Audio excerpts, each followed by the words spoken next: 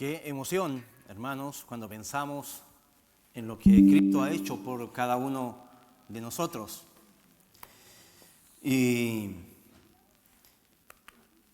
a veces creo yo que nosotros hemos olvidado el amor de Dios. Y le reclamamos porque tenemos un sentir en nuestros corazones que pareciera, ¿no es cierto?, que Él nos ha abandonado. Al compartirles hoy la palabra del Señor, quiero comenzar contándoles algo muy personal. Cuando era pequeño, hice un reclamo a mi mamá.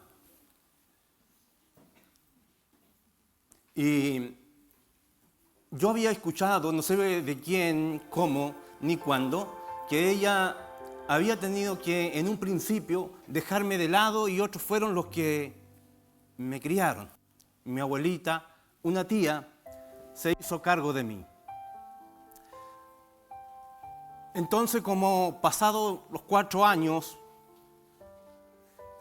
enfrenté a mi mamá, ya con un resentimiento. Y le acusé de que ella no me quería, porque no me había atendido cuando era aún más pequeño. Y entonces ella me contó la razón de por qué no pudo atenderme. Ella contó su historia cuando me dio a luz. Y ella quedó en una condición muy mal. Fíjense que yo creo que ustedes poco me harán el peso en esto, pero cuando nací pesé 4.5 kilos. Y mi madre me tuvo por parto normal. De tal manera que ella quedó extremadamente mal cuando me dio a luz. Y ella me empezó a contar todo lo que le había sucedido. Tenía 4 años, algo recuerdo, y ella dramatizaba de una forma tan especial todo lo que le sucedió, que cuando me contaba, tratando de ser hombrecito, a los 4 años, con un nudo en la garganta, mientras ella me decía todo lo que había sufrido, y me dijo, estas fueron las razones por las cuales tuve que dejarte cerca de 1 año en manos de otras personas que te cuidaron. Pero cuando pude atenderte nuevamente, te busqué y siempre has estado conmigo. Desde ese día, nunca más dudé del amor de mi madre. Creo que con Cristo nos pasa más o menos igual. Algunas veces se nos viene a la mente que Él nos ha dejado solos y creemos que Él no nos ama. Pero eso no es verdad. Él siempre nos ha amado. En medio de todos estos problemas que existen en nuestras vidas y otros más que hoy vimos aquí, Jesús ha estado ahí. Quiero invitarles a leer 2 versículos en la palabra del Señor. Uno se encuentra en Gálatas 6:14 y el otro en 1 Corintios 1:17.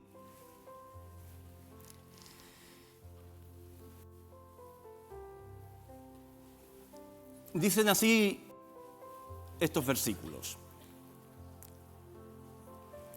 Pero lejos esté de mí gloriarme sino en la cruz de nuestro Señor Jesucristo, porque en el mundo me es crucificado a mí y yo al mundo.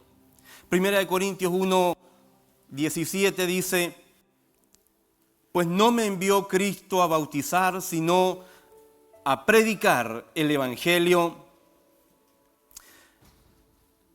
no con sabiduría de palabras, para que no se haga vana la cruz de Cristo. Porque la palabra de la cruz es locura a los que se pierden, pero a los que se salvan, esto es a nosotros, es poder de Dios. La cruz en la mente y en el corazón de Dios. ¿Cómo ve Dios la cruz? ¿Lo ha pensado alguna vez usted? Estudiar la cruz en las Escrituras es entrar en la mente de Dios. Cuando hablamos de la cruz en su más amplio significado, no solo es la crucifixión de Jesús, es un cuadro mucho más amplio. De hecho, estamos viendo el plan completo de Dios para redimir al mundo. Estamos viendo el suceso completo de la redención. Creemos que así es como lo ve Dios. La cruz, hermanos, no es solo física. La esencia de lo que ocurrió ese día de la crucifixión va mucho más allá de la realidad palpable de ese momento. La cruz trasciende la dimensión perceptible, también trasciende el tiempo. Para entenderlo bien, debemos ver la cruz como la totalidad de la obra de Dios que comenzó en la eternidad, porque Jesús, el Cordero de Dios, fue crucificado desde la creación del mundo, dice Apocalipsis 13:8. Y Pablo habla en Tito 1:2 de la esperanza de la vida eterna que Dios prometió desde los principios de los siglos. Cuando recordamos el espanto y la horrible injusticia de la crucifixión del Hijo de Dios, que no poseía culpa alguna y era todo pureza, nos preguntamos ¿por qué? Queremos saber, ¿no pudo ser de otra forma? ¿No había otra manera de salvarnos de nuestros pecados? ¿Se lo ha preguntado usted? A través de las Escrituras Dios nos aclara la necesidad divina de la cruz. Tuvo que suceder, era la intención de Dios y no había otra manera de haberla habido. Podemos estar seguros que Dios la hubiera ofrecido. Por eso es que en este mundo, hermanos, de tantas religiones, los cristianos declaramos sin ambigüedades, sin vergüenza, que solo Jesucristo es el camino, la verdad y la vida, y nadie puede ir al Padre sino por Jesucristo. Él es la verdad y la vida, y nadie puede ir a Él y alcanzar la salvación eterna si no es a través de Él. Si la cruz entonces es el único camino para la redención humana, entonces solo Jesucristo es el único Salvador de toda la humanidad. Y no nos avergoncemos, hermanos, de decir que solo Jesucristo es el camino al Padre. La razón por la cual a menudo no podemos entender la necesidad divina de la cruz es porque no vemos la eternidad como Dios la ve. ¿Qué sabe Dios sobre la eternidad que nosotros desconocemos? Haga memoria de las palabras tan familiares de Juan 3:16. Ustedes saben el versículo: de tal manera amó Dios al mundo que todo aquel que en Él cree, para que todo aquel que en Él cree no se pierda, tenga vida eterna. Hay varias versiones que traducen la frase para que no se pierda, para que no muera, dice. Por ejemplo, la versión Dios habla hoy dice: pues Dios amó tanto al mundo que dio a su Hijo único, para que todo aquel que en Él cree no muera, sino tenga vida eterna. ¿Sabe? Cuando usted ve este versículo de Juan 3:16, ¿cuál diría usted la palabra central de ese texto? Tal vez usted piense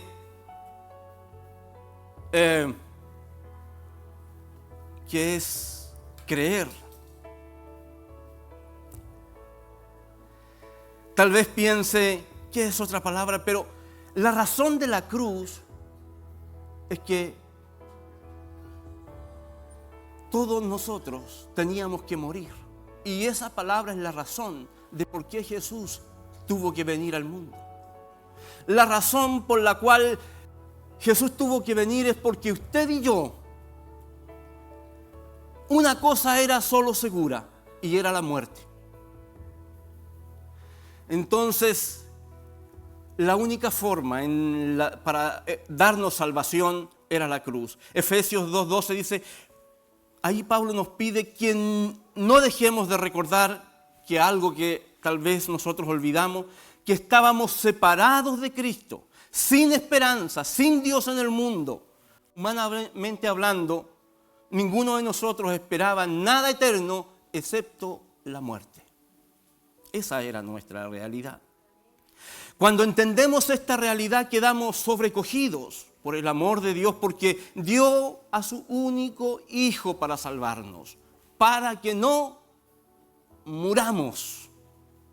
En realidad nuestra muerte hizo necesaria la cruz, queriendo o requiriendo que Dios abandonara a su Hijo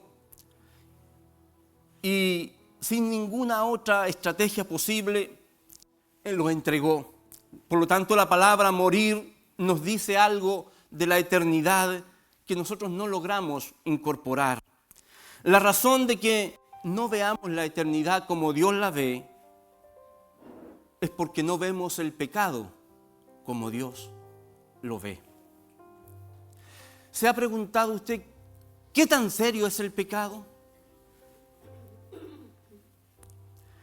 Es lo bastante serio como para Dios darnos las armas para luchar contra Él. Dios Padre ordenó la muerte de su propio Hijo amado, una muerte más profunda que la muerte física. Su Hijo era santo, irreprochable, puro, apartado de pecadores, dice Hebreos 7:26. Su Hijo era un cordero sin mancha y sin defecto, dice Pedro 1:19. En Él estaba la vida y la vida era la luz de los hombres, dice Juan 1:4. Pero el pecado, el suyo y el mío, necesitaban la muerte de ese Hijo. ¿Se ha dado cuenta además cómo la cruz revela la magnitud del pecado más que todas las guerras y los problemas y crueldades humanas? Una de las cosas que nos hace ver la realidad del pecado, de la grandeza del pecado, es la cruz. Dios entiende la seriedad del pecado, porque todo pecado, cada uno, es una ofensa personal contra nuestro Dios y Creador. En ese sentido, no hay pecados pequeños ni grandes. Todos y cada uno de los pecados que una persona comete lo colocan en enemistad contra Dios. No mucha gente piensa con seriedad en que es enemiga de Dios.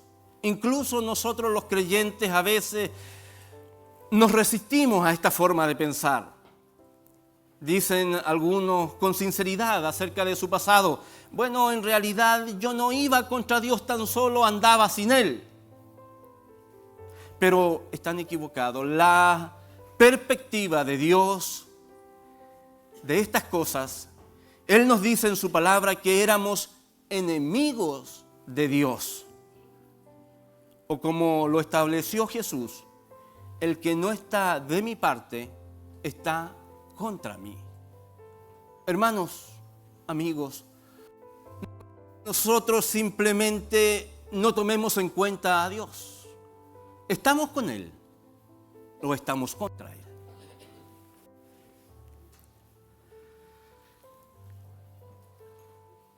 El pecado es lo más trágico que nos ha ocurrido a los hombres.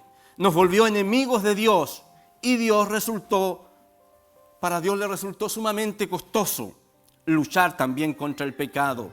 Romanos 5:10 dice: porque si siendo enemigos fuimos reconciliados con Dios por la muerte de su Hijo, mucho más estando reconciliados seremos salvos por su vida. nuestro pecado y nuestra enemistad contra Dios requiere de la cruz. Y Dios mismo lo proveyó para nosotros. Jesús siempre tuvo presente que vino a este mundo con ese propósito de morir en una cruz. Sabía que eso era algo muy difícil de aceptar para sus discípulos. Y cuando sus discípulos lo reconocieron a Él como el Mesías prometido, entonces Jesús les empezó a hablar de esta realidad. Y dice en Mateo 16, 21, desde entonces comenzó Jesús a declarar a sus discípulos que le era necesario ir a Jerusalén, padecer mucho de los ancianos, de los principales sacerdotes y de los escribas, y ser muerto y resucitar al tercer día. Y cuando Él ya había resucitado, caminaba con esos dos discípulos en el camino de Emaús, dice en Lucas 24. Entonces Él les dijo: oh insensatos y tardos de corazón para creer todo lo que los profetas han dicho.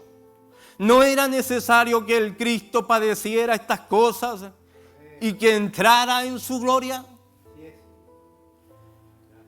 Para demostrarles esta necesidad, se dirigió directamente a las Escrituras del Antiguo Testamento, y en el capítulo 24, el versículo 44, les dijo: estas son las palabras que os hablé estando aún con vosotros, que era necesario que se cumpliese todo lo que está escrito de mí en la ley de Moisés y en los profetas y en los salmos.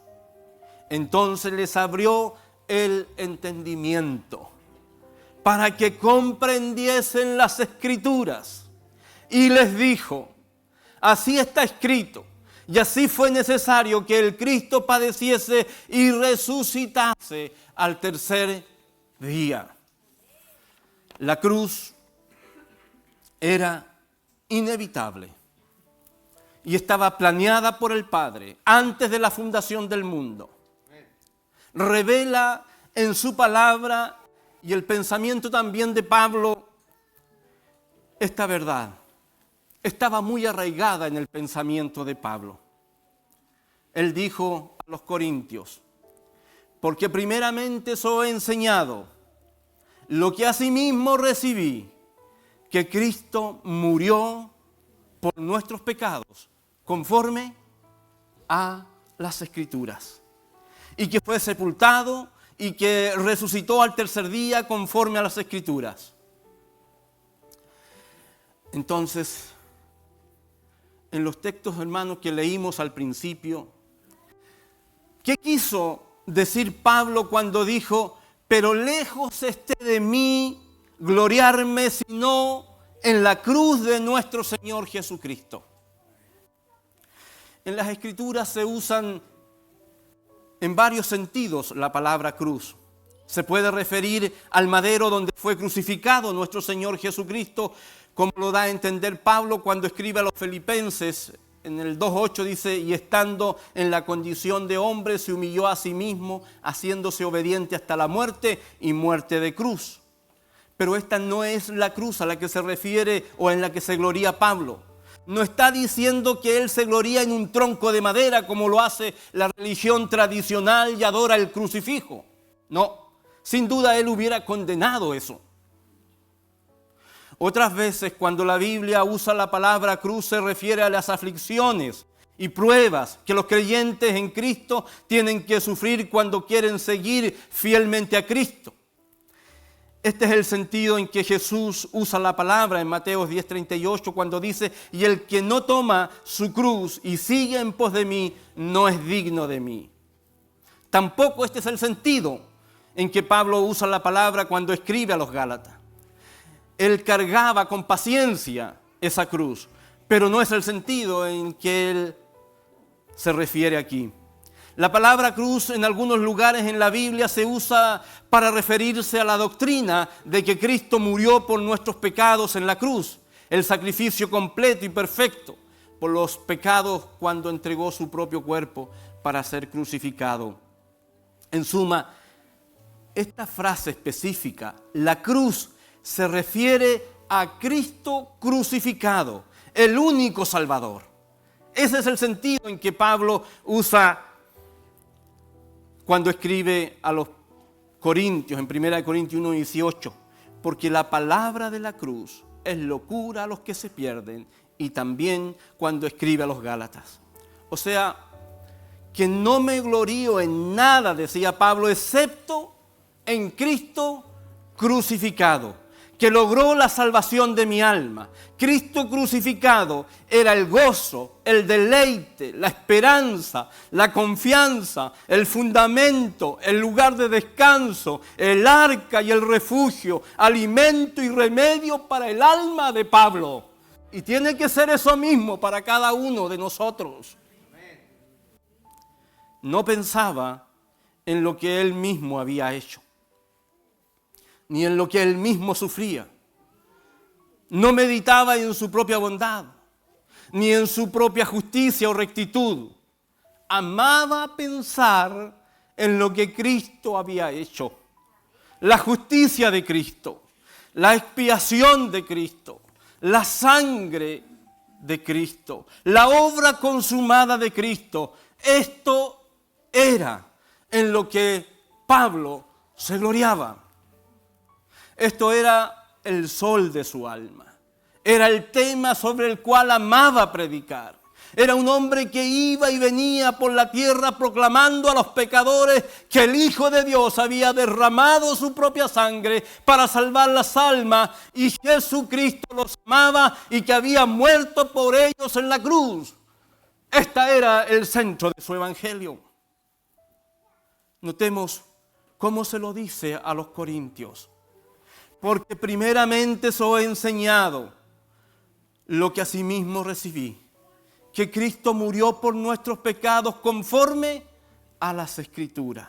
Y en 1 Corintios 2:2 dice, pues me propuse no saber entre vosotros cosa alguna, sino a Jesucristo y a este crucificado. Él, un fariseo perseguidor de la iglesia, había sido salvado en la sangre de Cristo. No podía quedarse callado. No se cansaba de contar la historia de la cruz. Este era el tema que amaba abordar cuando escribía a sus lectores. Es maravilloso observar cómo abundan en sus epístolas los sufrimientos y la muerte de Cristo.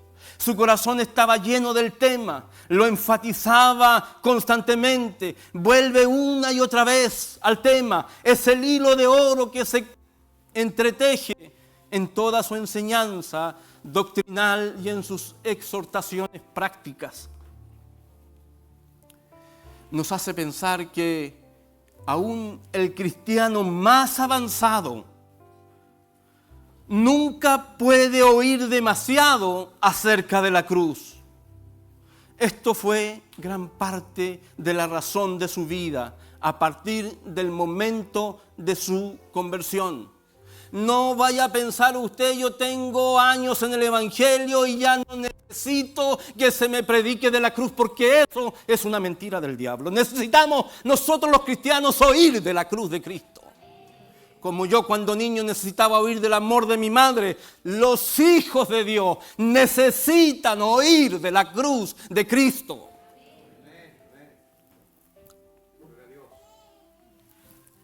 Le dice a los Gálatas, y lo que ahora vivo en la carne, lo vivo en la fe del Hijo de Dios, el cual me amó y se entregó a sí mismo por mí.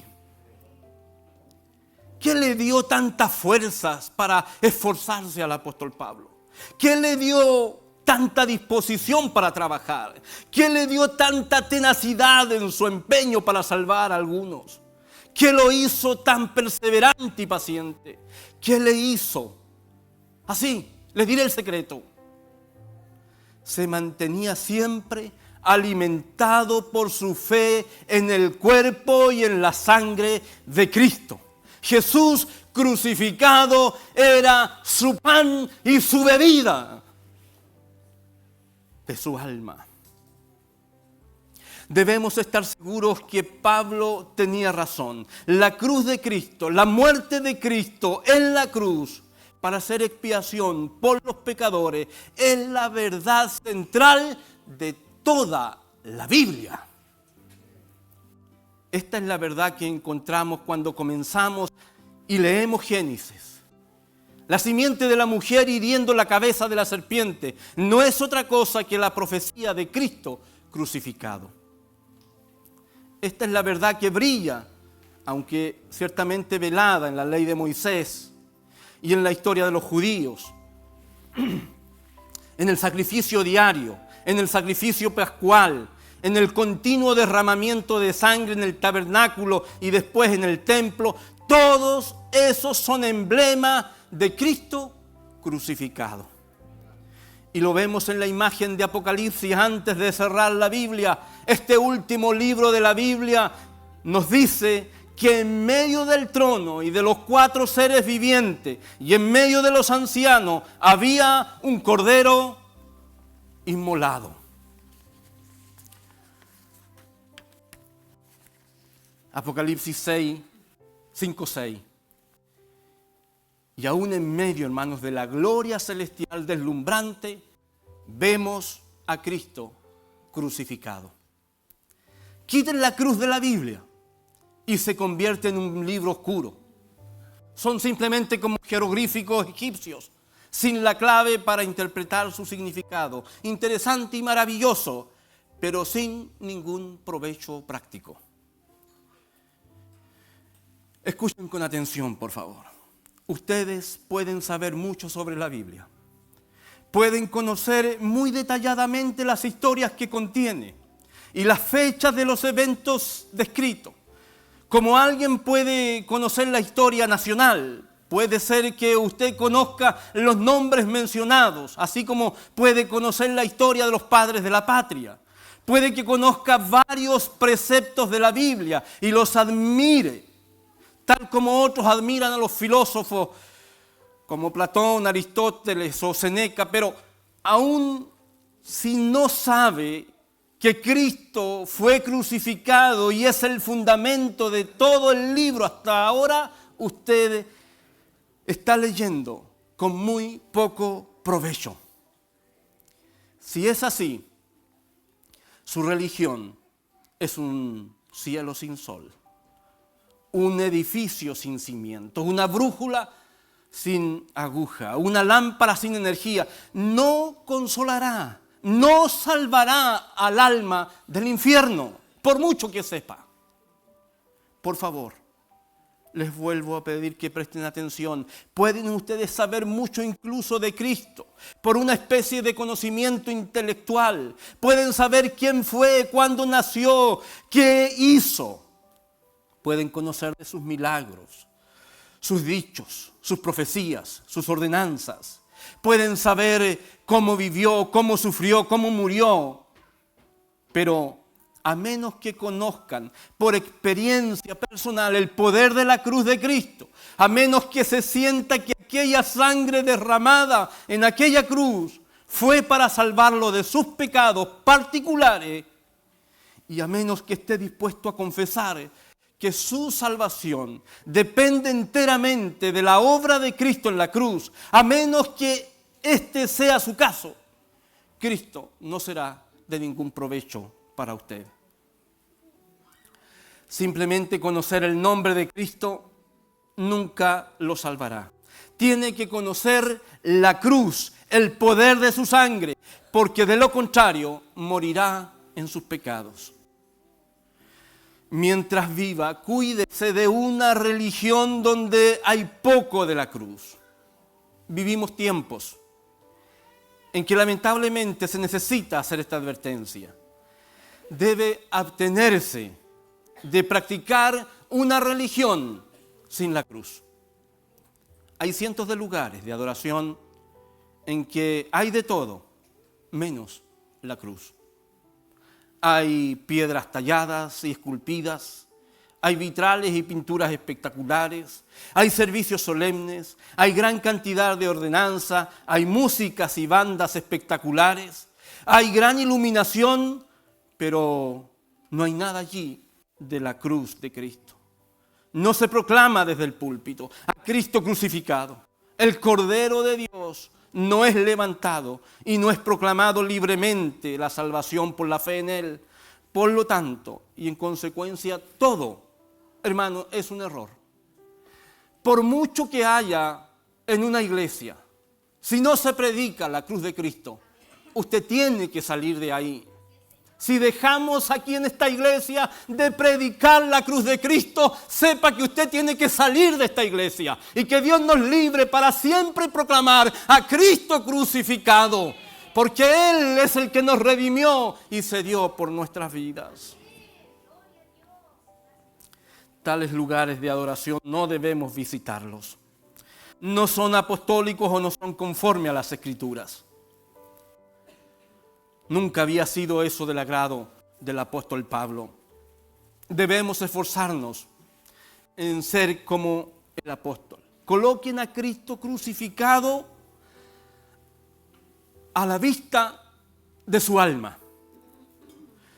No escuchemos ninguna otra enseñanza que se interponga entre nosotros y esa verdad. No caigamos en el viejo error de los Gálatas que pensaron que había algo mejor que lo que enseñaron los antiguos apóstoles. No nos avergoncemos, mis queridos hermanos, de esta senda antigua en la cual caminaron aquellos hombres que fueron inspirados por el Espíritu Santo. No dejemos que las palabras inciertas de maestros modernos que dicen palabras grandilocuentes, pero no hacen más que quitarnos la paz y nuestra mirada de la cruz. La doctrina o las doctrinas grandes y los grandes siervos de Dios son muy útiles para nosotros, pero no es Cristo crucificado. No demos a nadie más el honor que corresponde a nuestro Señor. Hermanos, reconocemos a nuestros antepasados del esfuerzo que hicieron por predicar la palabra. Pero no nos vamos a concentrar en ellos, no nos vamos a levantar a ellos, porque hay uno solo que es quien nos salvó.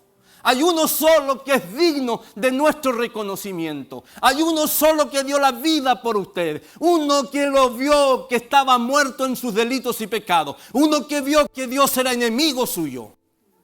Y entonces, Él decidió venir y morir en una cruz. Hagamos como el apóstol Pablo. Hagamos del Cristo crucificado el centro de nuestras vidas, porque es el centro de la palabra de Dios. Que Dios nos ayude. Dice 2 Corintios 10:17. Mas el que se gloríe, gloríese en el Señor. Póngase de pie y vamos a orar. Padre, queremos acercarnos a ti. En este día, Señor amado, en que especialmente reconocemos, Señor amado, de tu sacrificio. Reconocemos de tu muerte, de tu vida, de tu muerte y de tu resurrección, Señor Jesús. Pero en esta hora queremos elevar una oración a ti para que solamente podamos tener siempre nuestra mirada en el Cristo crucificado. Y esa siempre sea nuestra proclamación. Y eso siempre sea el centro de nuestra vida. El único que pudo salvarnos, el único que tenía el poder para rescatarnos, eras tú. Y tú quisiste venir a este mundo y padecer porque no había otra salida para nosotros. Y estuviste dispuesto a realizar el acto de amor más potente, más grande. Señor amado, y esto es el que da valor a nuestras vidas. El que tú nos hayas amado con este amor eterno. Señor amado, que al pensar en la cruz del Calvario tomemos fuerza para seguir adelante. Señor, oro aquí por si hay personas que tal vez están sin fuerzas. están por desmayar, que puedan mirar a Cristo crucificado. Oh Espíritu Santo, abre el entendimiento, Señor amado, y que podamos tener esta misma fuerza que tenía el apóstol para predicar tu evangelio. Que por ninguna causa miremos atrás y que solamente nos gloriemos en Cristo crucificado. Alabado y bendito sea tu nombre para siempre. Amén.